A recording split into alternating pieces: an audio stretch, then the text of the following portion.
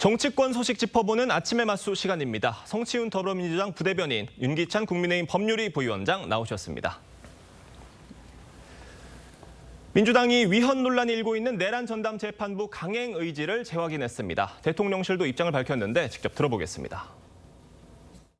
내란 전담 재판부 설치를 차질 없이 진행할 것이고 위헌성 시비라든지 또 이런 것들에 대해서는 당연히 처리 직전까지 그 문제에 대한 면밀한 검토를 진행할 것이고, 당과 대통령실에서 공감대를 형성했던 내용은 내란 전담 재판부를 추진하는 데 원칙적으로 생각을 같이 한다. 다만 위헌 소지가 최소화될 수 있는 범위 내에서 추진한다는 정도의 공감대는 형성되어 있었다. 앞으로 진행되는 모든 법률안 관련된 논의는 당내 논의를 존중하고 지켜보는 선에서 대통령실도 내란 재판부 추진하는데 공감한다 이런 입장을 냈는데 단서를 달았습니다. 위헌 소지를 최소화한다.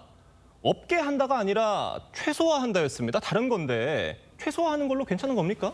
근데 저는 어쨌든 대통령실에서도 내란 전담 재판부 현재 논의되고 있는 그런 내용의 내란 전담 재판부는 위헌 소지가 크다라고 생각을 하고 있는 것으로 보여지고요.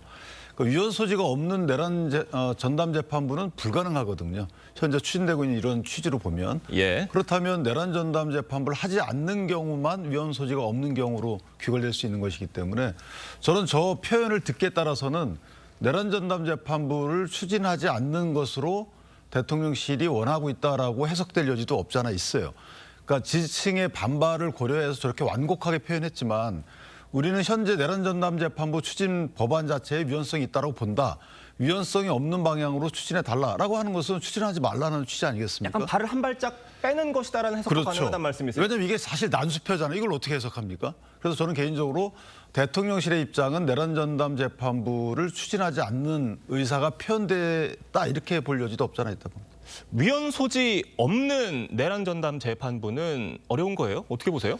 특히 저도 법률 전문가가 아니라 법률 전문가들도 사실 의견이 좀 갈리고 있는 건 마찬가지거든요. 근데 설치 자체에 대해서는 위헌 소지가 없다라는 의견이 많긴 합니다. 왜냐하면은 뭐 학교폭력 전담 재판부, 뭐 전세사기 전담 재판부, 특별 법원이라는 건 있는 거니까요. 전담 재판부가 있긴 하죠. 근데 이거 이 내란과 관련돼서 설치하는 것이 맞느냐, 그리고 재판부를 어떻게 설치할 것인가, 방법론에 있어서 위헌 소지가 있다라는 얘기도 있고, 또 재판이 중단될 수 있는 위헌성도 있다. 근데 재판이 중단될 수 있는 위헌성을 또 다른 법으로 중단되지 않도록 한다. 이건 또 위헌 소지가 있을 수 있거든요. 그렇기 때문에 이거에 대해서는 전 대통령실의 입장이 나왔다는 것은 대통령실의 일단 당의 논의를 뭔가 존중하겠다는 의견을 표시했잖아요. 그래서 오늘 있을 의총에서 아마 다양한 의견이 나올 겁니다. 아마 대통령실의 입장을 대변하는 의원들도 상당히 많을 거라고 생각하기 때문에 의총에서 충분한 논의가 이루어져서 이건 정말 최소화되었다. 이거는 괜찮다고 판단이 될 정도의 수준에 이르렀을 때 아마 추진을 할 것이기 때문에 제가 생각했을 때는 속도가 약간 조정될 가능성도 있다고 저는 생각하고 있습니다. 근데 저희가 용어를 정확히 정의해야 되는데 특별재판은 사실은 이제 이건 아예 법관의 자격 등이 새롭게 주어지는 거예요. 그러니까 우리 헌법상의 군사재판 이런 거고, 이거는 헌법에 규정이 있어야지만 가능한 거고요. 소위 전담이라고 할 수 있는 특수재판부들이 있어요. 조세재판, 뭐 특허재판 이런 부분들도 외부에 입김이 들어가지 않아요. 그 구성에 있어서 법원 자체적으로 하는 거거든요.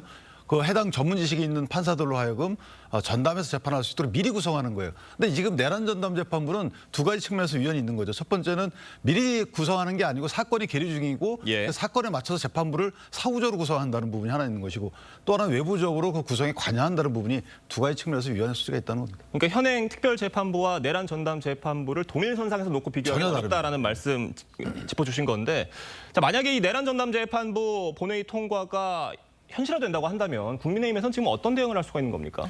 저 부분은 사실은 국민의힘에서는 사전에 막기는 어려워요. 사전에 막는 방법은 필리버스터를 통해서 지연시키는 방법이 있는데 그것은 뭐 아시다시피 24시간 확보분이 안 되기 때문에, 두 번째는 이제 사후적인 위헌 법률 그 과정을 겪는 거죠. 근데 국민의힘 자체적으로 나서서 위헌 법률 심판 제청하는 것은 어렵고, 결국 이제 법원에 재판 계류적인 법원에서 위헌 법률 심판 제청하는 경우, 뭐 이 경우뿐이 없다고 봐야 되겠죠. 알겠습니다. 이 내란 전담 재판부 설치에 대해선 국민의힘뿐 아니라 조국 혁신당에서도 목소리를 냈습니다. 들어보겠습니다. 민주당이 추진하는 현재 방식은 위헌 논란과 함께 내란 세력이 이 빈틈을 파고들어 재판 정지라는 중대 상황을 만들 위험성이 있습니다. 민주당 지도부는 이를 충분히 살피고 숙고해야 합니다. 그러니까 내란 세력이 빈틈을 파고들 것이다 라는 표현으로 약간 국민의힘을 겨냥한 듯 보이기는 하나 지금 중요한 건 위헌 논란이 있고 위험성이 있다. 민주당 지도부가 이를 충분히 숙고를 해야 된다. 이 지점인 것 같아요. 그러니까 그 조국혁신당도 내란 전담 재판부를 설치하자는 것 자체에 대해서 반대하는 건 아니거든요. 근데 예. 저쪽에서 우려를 표하는 것은 자칫 재판이 중단될 가능성도 있다. 그렇게 되면 윤석열 전 대통령이 풀려날 수 있다. 이 시나리오를 얘기하면서 이렇게 되면 국민들이 더 불안에 떨지 않겠냐라는 문제점을 제시하고 있는 겁니다. 다만 저희가 아쉬운 거는 저런 식으로 문제 제기를 해버리면 국민들께서 느끼기에 진보 진영에서도 위헌 소지를 인정해버렸다라고 인식을 해버릴 수 있거든요. 그렇기 때문에 저거를 좀 당내 간 논의, 당간 논의로 좀 진영 간 논의에서 좀 이루어지도록 한 이후에 그런 것들 보완할 수 있도록 의견 제시를 했어야 되는데 저렇게 공개적으로 이거는 위헌 소지 있다라고 선언을 해버리면 국민들께서 앞으로 어떤 논의를 하더라도 저거 위헌 소지 있었던 거 조국혁신당, 그러니까 진보 진영 내에서도 인정한 건 아니야라고 말을 해버릴 수 있거든요. 그렇기 때문에 민주당도 상당한 부담을 안게 되는 것이죠. 하지만 저희는 아까 대통령실 입장을 충분히 말씀드린 것처럼 그런 것들을 최대한 최소화시키기 위한 노력을 이미 당에서 의총을 통해서 할 것임에도 불구하고 조국혁신당의 저 입장 때문에 아마 국민들의 이 인식을 좀 설득하는 데는 좀 더 어려운 길을 가게 됐다라는 말씀 드리고 싶습니다.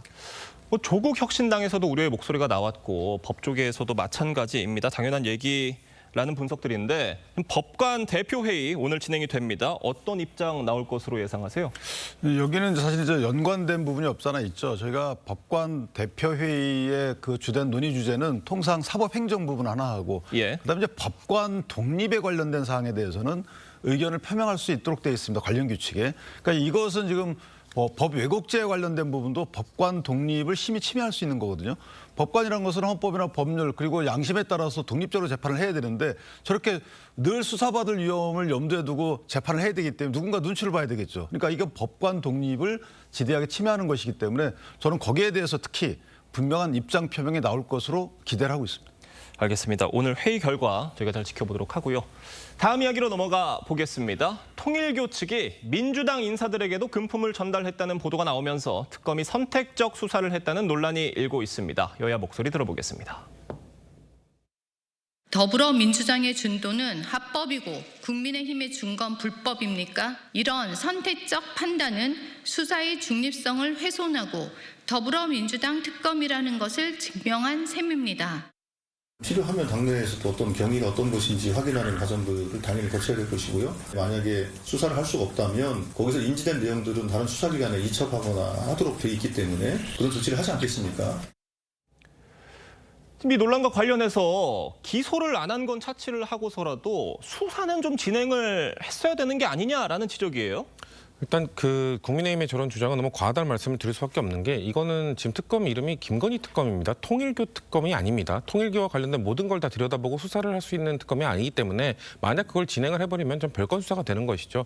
그리고 지금 통일교 윤 전 본부장의 발언에만 지금 의지하고 있는 건데 그 발언이 뭔가 다른 증거들, 물적 증거나 이런 것들이 확보가 됐다면 저는 특검에서 그 공수처로 이첩할 필요가 있다고 생각합니다. 이거는 들여다봐야 되는 부분이 있기 때문에 다만 지금 나오고 있는 얘기가 뭐 전직 의원들, 중진 의원들에게 뭐 시계를 전달했다, 돈을 전달했다. 전 이 부분은 만약에 증거가 있다면은 반드시 이첩해서 수사를 해서 의혹을 밝혀야 되는 부분이라고 생각하고요. 다만 그냥 후원금이 들어갔다. 이런 부분은 국민의힘은 후원금이 들어간 다음에 그거에 대한 대가성이 있었다라는 정황적 증거 때문에 지금 특검이 수사를 하고 있는 것이기 때문에 민주당 정부에서 만약에 정권을 잡았을 때 그런 대가성으로 통일교에 특혜를 줬다라든지 정책적 지원을 해줬다라든지 이런 정황적 증거가 있을 때 후원금에 대해서도 들여다봐야 되는 것이기 때문에 국민의힘도 지금 많은 윤 전 본부장의 이런 발언 이외에 다른 증거가 나오지 않았는데 선택적 수사라고 주장하는 것은 저는 잘못된 판단이라고 생각합니다.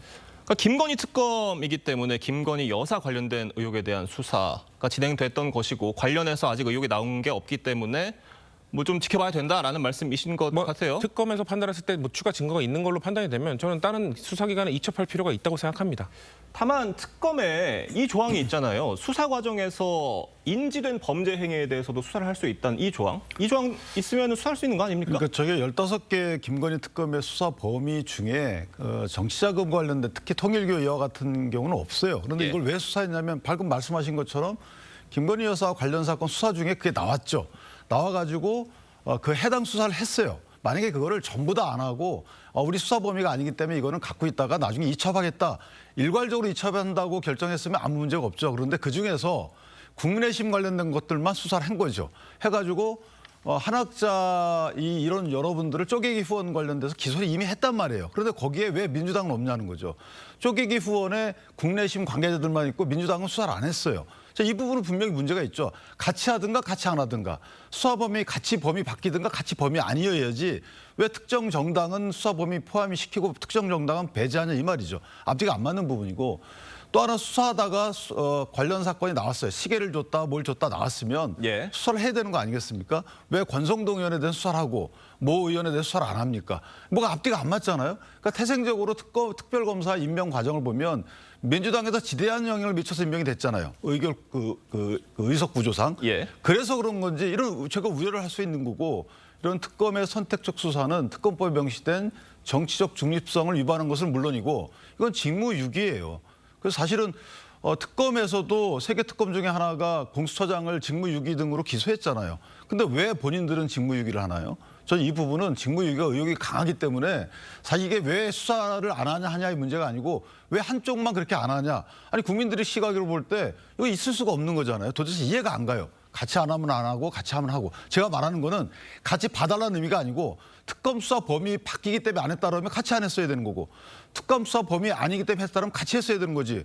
왜 나눈 이유가 기준이나 이유가 없다는 거죠. 저는 그 의견을 반대하는데 특검의 수사 범위는 김건희 여사의 권력형 범죄를 바라보는 겁니다. 그러니까 통일교가 목걸이, 명품백을 김건희 여사에게 건넸고 그걸 통해서 김건희 여사와 윤석열 정부와 국민의힘이 정책적 지원을 해주기 위해 노력했다. 이런 증거가 있기 때문에 들여다보는 것이고 민주당에 대해서는 돈을 줬다는 증거 이외에 민주당이 뭘 해줬다, 문재인 정부가 뭘 해줬다 이런 게 하나도 나온 게 없거든요. 그럼 그렇기 때문에 윤영호 들어보지 않는다는 거죠. 본부장이 민주당 인사들에게 수천만 원을 건넸다라는 주장이 사실이 아닐 수도 있다고 보세요? 글쎄요, 저는 뭐 아마 우리가 윤 전 본부장의 증언 이외에 뭐 메모나 이런 것들이 나와 있던 것이고 예. 뭐 통화 내역 이런 것들이 막 추가로 제출이 됐다면은 저는 그거에서 인지를 했다면 대가성이 없었다면 다른 기관으로 이첩하는 게 맞다. 그래서 그 기관에서 수사를 진행하는 게 맞다고 봅니다.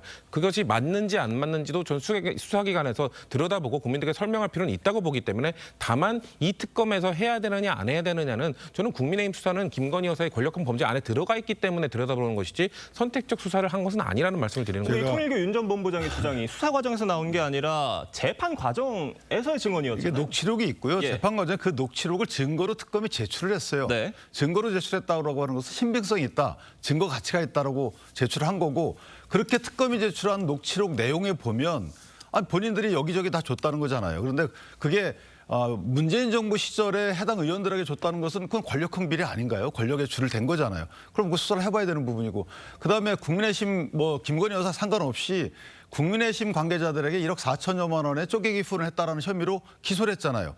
그러면 그거는 김건희 여사와 관련된 건가요? 전혀 관련이 없는 거잖아요. 윤석열 정부 시절에 줬다는 건데 그렇다면 문재인 정부 시절에 줬던 것도 수사해야죠. 그러니까 앞뒤가 안 맞고 기준이 일관되지 않다는 거죠. 네, 특검 수사의 형평성, 정치적 중립성 논란 자세히 짚어봤습니다. 다음 소식으로 넘어가 보겠습니다. 민주당 장경태 의원이 성추행 의혹과 관련한 심경을 SNS에 올렸습니다. 트라우마로 남을 듯하다는 글을 두고 야당에선 피해자 탓만 한다는 비판 나왔습니다. 얘기 들어보겠습니다. 특권 의식이 고스란히 드러난 대목이고 잘못을 인정하기는커녕 책임을 피해자에게 돌리는 듯한 부적절한 발언입니다. 장경태 의원 스스로 이런 부분에 대해서 지금과 같은 태도는 국민적 분노를 자아내고 있는 부분이기 때문에 장경태 의원이 SNS에 올린 글을 같이 좀 볼까요? 네, 이 사람 가려 만나라는 말이 꼰대들 이야기인 줄 알았다. 그러니까 사람 가려 만나면 가리면 안 되는 직업이라고 생각을 했다. 뭐 이런 내용들을 올렸습니다. 자, 이걸 보면 자신의 이런 성추행 의혹 그리고 이런 의혹에 휩싸인 게 자신이 사람 가려 만나지 못해서 이런 의혹에 휩싸인 것이다 라는 의미인지 어떻게 보십니까? 이걸 만약에 장경태 의원이라는 이름을 지으면 이걸 그냥 일반 국민이 읽잖아요. 그럼 피해자가 쓴 글인 줄 알 겁니다. 이게 장경태 의원, 가해자의 의혹을 받고 있는 분, 특히 현재 국회의원이 쓴 글이라고 누가 저거를 인지를 하겠습니까? 사람 가려 만나라고 했다. 저 부분도 가관인데요. 죄송하지만 그 누가 아니 소위 가려말을 했던 의미가 문제 제기를 하지 않을 사람을 만나라고 했던 의미로 저희가 읽어야 되나요? 아니면 어떻게 해야 되나요? 지금 누가 어떤 의혹을 받는 거죠? 저는 개인적으로 피해자가 사람 가려 만나야 됐던 것 아닌가요? 그렇게 피해자 입장에서 그런 또 글이 가능한 거고, 오히려 저분은 가만히 수사 결과나 윤리감찰단의 조사 결과가 나올 때까지 기다리시는 게 맞는 것이지, 저렇게 국회 내에서도 목소리 키우시고 동료 의원들의 협조받아가면서 사실상 피해자에 대한 공격의 빌미를 주고, 지금 글에서도 보면 마치 이걸 누가 보면 피해자가 뭔가를 했던 것처럼 이렇게 느껴지잖아요. 저건 2차 가해를 넘어서는 겁니다. 저는 사법방해에 해당할 수 있기 때문에 저 글을 읽는 사람들 감히 누가 수사기관에 가서 진술하겠어요? 저 이렇게 하시면 안 돼요. 본인이 억울할 수도 있겠지만 그 억울하면 이런 식으로 풀면 안 되는 거고요. 이 억울함을 본인이 푸는 과정에서 또 다른 억울한 일이 발생하지 않도록, 또 다른 억울한 사람이 발생하지 않도록 자중해 주시기 바랍니다. 윤기찬 부위원장님의 강한 비판과 개인적인 의견이셨는데 송치훈 대변인 어떻게 보셨습니까? 일단 고소인의 주장을 장 의원이 전면 부정하고 있는 상황이기 때문에 저는 장경태 의원이 방어권을 행사할 권리는 있다고 생각합니다. 다만 그 방식이 저렇게 SNS에 글을 공개적으로 올리는 것이 맞느냐, 그리고 뭐 법사위에 나와서 발언을 하는 것이 맞느냐, 이 부분에 대해서는 좀 신중할 필요가 있다고 생각합니다. 왜냐하면은 그렇게 될 경우 SNS 글을 올리거나 회의장에 나와서 말을 할 경우 동료 의원들이나 당직을 갖고 있는 당 관계자들이 거기에 말을 얹을 수밖에 없게 되거든요. 그러면 당사자가 아닌 사람들이 그거에 대한 의견을 얘기할 수밖에 없게 되고, 그런 것들은 사실 2차 가해나 방어권 행사와 좀 벗어나는 부분이 될 수 있는 부분이거든요. 그렇기 때문에 본인의 방어권 행사는 최대한 성실하게 수사기관과 재판 과정에서 밝히도록 하고, 그걸 통해서 뭐 언론이 그거를 만약에 밖에 보도할 경우 전 그런 것들은 뭐 문제가 되지 않는다고 봅니다. 본인의 방어권 행사를 재판과 수사 과정에서 한 것이기 때문에요. 다만 저렇게 SNS에 글을 올리는 것은 나중에 정말 본인이 원하는 대로 만약에 무감이 밝혀졌을 때 소회를 올리면 되는 것이지, 지금 진행 과정상에는 최대한 자중하는 것이 좀 맞다고 생각합니다. 지금 민주당에서는 당 윤리감찰단 진상조사 결과가 열흘 넘게 나오지 않고 있는데 왜 좀 늦어지는 거라고 보십니까? 저는 윤리감찰단 결과가 사실은 나오긴 어렵죠. 그런데 입장 표명은 바로 돼야 된다고 생각을 해요. 예. 그러니까 조사 결과상 사실관계 확정에 대해서는 윤리감찰단이 확정하기 어렵습니다만은, 자, 본인 과정에서 이러이러한 주문은 당연히 해야 된다고 봐요. 특히나 장경태 의원에게 저런 거 하지 말라라고 주문을 해야 되는 부분이 있고, 그다음에 장경태 의원이 갖추고 있는 갑옷은 벗겨줘야 되는 거 아니겠습니까? 상임위에서 사실 상임위를 바꿔야 되겠죠. 그 갑옷 바뀌어주는 것부터 일단 민주당과 윤리감찰단이 시작을 해야 되는 부분이고, 사실관계 확정이나 입장표명을 저희가 원하는 건 아니에요. 피해자의 잠정적인 보호를 위해서 뭔가 조치를 해야 되는데 그 조치에 대해서 빠른 조치가 필요하다라는 입장입니다. 당 자체 조사 어떻게 되고 있는 겁니까? 윤리감찰단이 갖고 있는 권한에 한계가 좀 있는 것 같습니다. 피해자를 직접 부르기 타 당의 사람이기 때문에 그런 것도 있는 것 같고요. 의원에 대한 수사 이외에 지금 수사기관에서 나오고 있는 발표되는 그런 내용들을 토대로 지금 이루어지고 있기 때문에 아마 윤리감찰단이 갖고 있는 권한 내에서는 정확한 사실관계를 판단하기 어렵다라는 기준이 나온 것 같고요. 다만 그럼에도 불구하고 지도부가 일단 이거에 대한 판단을 윤리감찰단에 넘겼다면, 윤리감찰단이 판단하기 어려운 상황이라는 걸 인지를 했다면 이거에 대한 지도부의 판단이 또 있어야 되는 것이거든요. 이거는 뭔가 법리적 판단 이런 것보다는 정무적으로 지도부에서 윤리감찰단이 지금 난항을 겪고 있다면 어떻게 할 것인지에 대한 좀 매듭을 지어주는 것이 지도부의 저는 의무라고 생각하고 있습니다. 자, 이런 상황에서 국민의힘 손범규 전 대변인 같은 당 소속 인천구의원에게 강제추행 등 혐의로 피소가 됐습니다. 자, 장경태 의원의 성추행 의혹 사건에 연일 공세를 펴고 있는 상황에서 국민의힘에서도 좀 같은 의혹이 불거진 상황인데, 지금 이 손 전 대변인은 대변인직에서 즉시 사임을 했고요. 장동혁 대표 당무감사에 조사를 지시를 했습니다. 대변인직을 자진 사퇴를 했고요. 저분 2023년도에 불거졌다고 하는데, 더 나아가서 개인적으로 보면 당무감사 조사 과정, 조사 진행 중에는 또는 수사 진행 중에는 당협위원장직도 직무 정지를 하는 것이 맞지 않겠는가. 왜냐하면 지금 자당 소속의 그 기초단체 의원이기 때문에 실제 관련돼서 다소의 아까 제가 말씀드린 갑옷을 벗기는 취지에서 당협위원장직도 일시적으로 정지시켜주는 게 맞지 않겠는가, 이렇게 생각합니다. 어떻게 보십니까? 지금 손 전 대변인이 사실 무근이라고 하고 있거든요. 예. 지금 국민의힘이 장경태 의원에게 들이대는 잣대로 기준으로 보면 이거 2차 가해 아닌가요? 그러니까 그 지금 고소인을 거짓말장애로 만들고 있는 발언 아닙니까? 그리고 가번 이야기도 하셨습니다만 이거 9월 15일 그러니까 손범구 대변인이 대변인에 임명됐을 때 이미 당에 알려진 그 제소가 된 걸로 알고 있거든요. 3개월 동안 왜 갑옷 안 벗겨줬습니까? 이렇게 수면 위로 드러나기 전에 갑옷을 입은 상태로 대응해주고 하면서 고소인에게 더 큰 피해를 준 것 아닙니까? 그렇기 때문에 국민의힘도 지금 손범규 전 대변인 사건을 보면서 본인들은 이중잣대를 적용하고 있지는 않은지 되돌아볼 사안이라고 생각합니다. 근데 이제 사실 무근이라고 하는 것은 아까 우리 성 부의장 말씀하신 것처럼 예. 그냥 본인의 항변 내지 방어는 가능한 거예요. 그런데 저렇게 국회의원들이 저희가 조직적으로 인식될 수밖에 없죠. 국회 내 상임위 활동 중에 그 해당 테마를 잡아가지고 저렇게 공격적으로 나오는 거 이거 어떻게 비교를 할 수 있겠어요? 알겠습니다. 오늘 두 분 말씀은 여기까지 듣겠습니다. 감사합니다.